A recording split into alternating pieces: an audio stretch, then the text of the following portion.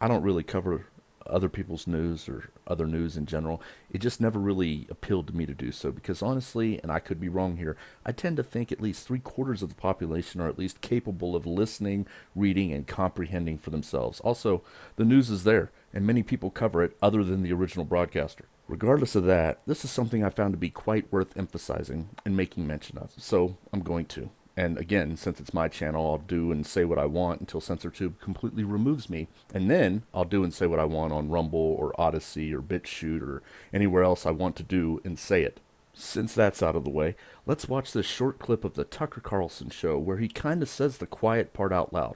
Well, it's the quiet part when it comes to the sheep, the blind bootlickers, and the quote, just do what you're told, end quote, and the quote, back the blue until it happens to you, end quote, crowd. Here. Have a gander at this, and try to listen carefully to see if you hear what I've been trying to say for a while now, the same concept so many on the right want to ignore. Candace Owens is saying a lot about it, has for a long time. She's host of Candace, and we're always happy to have her on the show tonight. Candace, thanks so much for coming. But I think it also yields more questions for me. I'm looking at this and I'm going, what are they possibly thinking? How would this work? What about black on black criticism? Would they lock me up for saying something like, Sheila Jackson is fundamentally a low IQ, hateful individual? We know that their every effort is aimed at censoring speech, right? The Democrats know that in order for them to be omnipotent, they need to be able to control words, because if they can control words, they can control thoughts. And ultimately what they're after is brainwash. And by the way, they've been really good at brainwash. Speaking of what you just spoke about, you have people that are graduating. I just talked about this today.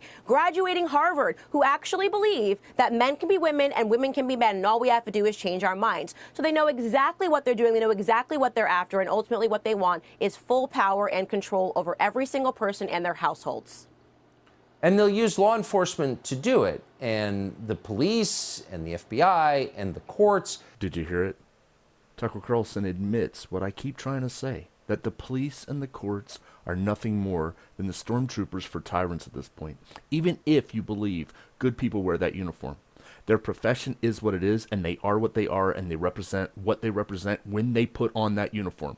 Whether they are directly involved or indirectly, they are supporting, endorsing, condoning tyranny.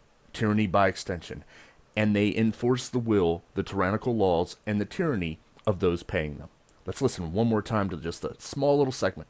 So they know exactly what they're doing. They know exactly what they're after. And ultimately what they want is full power and control over every single person and their households.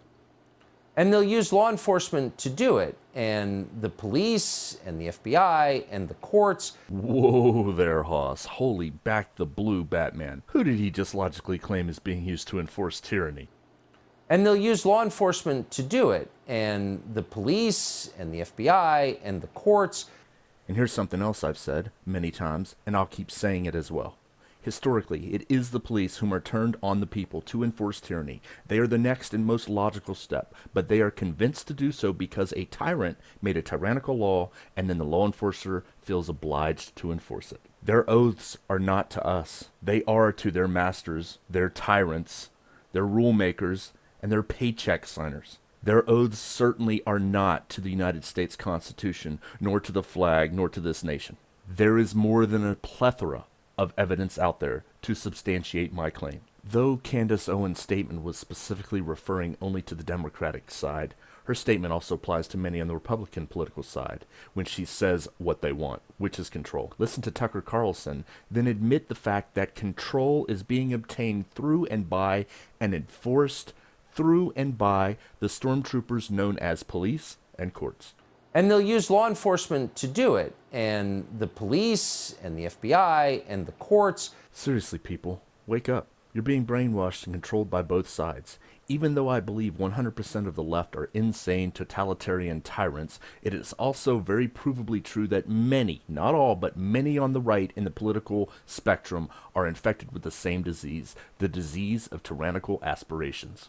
As I have been saying, and as I will keep saying, the left screams, quote, hate the police, unquote, for all the wrong reasons of brainwashing, ignorance, propaganda, narrative, stupidity, you name it. Meanwhile, the right screams, back the blue until it happens to you, out of ignorance from a different direction. Both stances are sheep-like, and both stances are enabling, condoning, and supporting not only tyranny, but the loss of individuality, freedom, rights, Constitution, and our nation. Personally, I choose Constitution. not left, not right, the U.S. Constitution. If you're in line with it, great, we agree. If you're not, we're not on the same side. As I've often said, if you aren't about the Constitution, you aren't about jack squat to me. Continuing on with another little piece of this segment where Candace Owens speaks more truth, and I think it needs to be emphasized.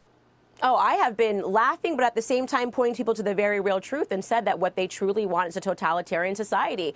They are following the playbook, everything that they are after. They are attacking religion. They are attacking the First Amendment. They continually want to remove guns from your households. I mean, what does that spell out to you? Where have we seen this before? In every communist society that exists, that has existed and does exist today, because that is what needs to happen. They need to remove individual power. And what's been very interesting is seeing how they're breaking down people's mentality, right? We are becoming a fundamentally weak country. You have people that cry at the drop of a hat because they've been misgendered. Of course, they know that these people are not going to be able to take them on in the future. You think these people are going to stand up to government when they can't even stand up to themselves and look themselves in the mirror and say, no, actually, I cannot be this person. I can't just wake up and say that I'm a man or I'm a woman. So it's so Machiavellian, and it's so important that we keep talking about it. You can laugh to stay sane, but also recognize that something very real is happening in this country, and it's dangerous and it's sinister. Oh, make no mistake, they're not only enabling and aiding and weakening the private citizens of our nation, those same citizens who might enlist in the military, they are weakening our military. And while other countries prepare for killing and shooting stuff and blowing stuff up, our government is focused on indoctrinating and teaching proper gender usage for the ones who think their delusions are our responsibility to enable. This is the story of a soldier who operates your nation's Patriot missile defense systems. It begins in California, with a little girl raised by two moms. I also marched for equality, eventually standing at the altar to marry my other mom. I needed my own adventures, my own challenge. And after meeting with an Army recruiter, I found it. I'm U.S. Army Corporal Emma Molon Labe, and I answered my calling. Это первый день твоей новой жизни. Что ты знаешь о себе? Но разве ты сможешь познать границы своих возможностей? К черту, ты до изнеможения. Шрамы, повседневность. Это ты решил боя, а без боя. Главный вчерашний ты. Задача выследить врага, догнать его, превзойти, стать лучше, чем он, и вернуться назад победителем. Потому что завтра первый день твоей новой жизни. 是一种割舍。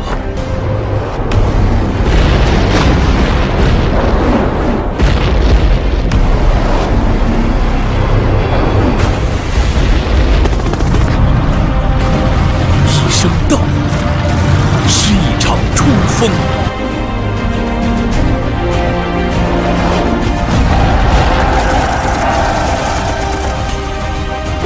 我们用生命扛起使命。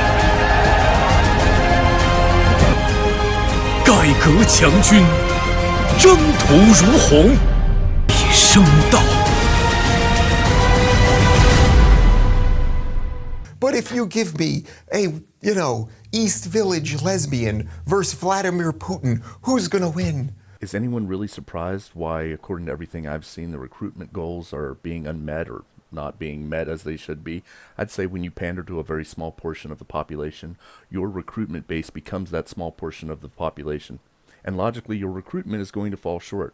On top of that, when your main benefit of enlistment is now seemingly indoctrination and you essentially ostracize the larger majority of the population that is normally your recruitment base, you are the cause of your own failure, as well as the weakening of your own country. I would assert to you the following. They want us weakened. They want our militaries, our schools, our law enforcement, our courts to think as they are told and act as they are told, teach as they are told, and they are making it happen through indoctrination that will ensure each successive generation is more controlled and will accept the rule of tyranny and the loss of rights. Here's my analogy. Imagine having 30 students in a classroom and they're told they have the right to 1, ask questions, 2, go to the bathroom, and 3, drink water when they want. Now imagine they're told that for their safety they are no longer allowed to go to the restroom. You'll get a little fuss and a little complaining, but they ultimately agree.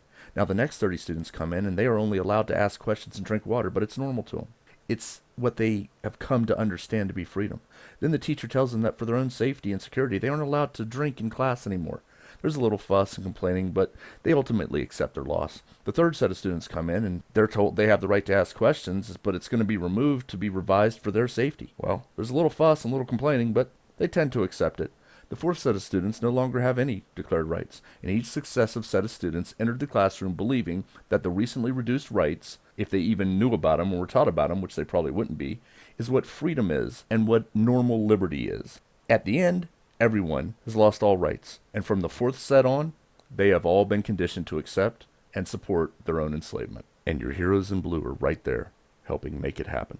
And my final question is, how else do you think they'll enforce their will, other than through the local, state, federal, police, and courts? And I'm asserting to you, that process is long past beginning and is now ongoing. Every attack on the First Amendment, every attack on the Second Amendment, every right they take, every freedom they take, every time they infringe, every time they restrict. And who do you think's going to enforce it and has been enforcing it? Nothing to see here, folks. It's just your friendly neighborhood hero in blue. And that's all I got. I'm moving on. Don't forget to thumbs down and unsubscribe if the mood hits you. The world will keep on turning. And they'll use law enforcement to do it. And the police and the FBI and the courts,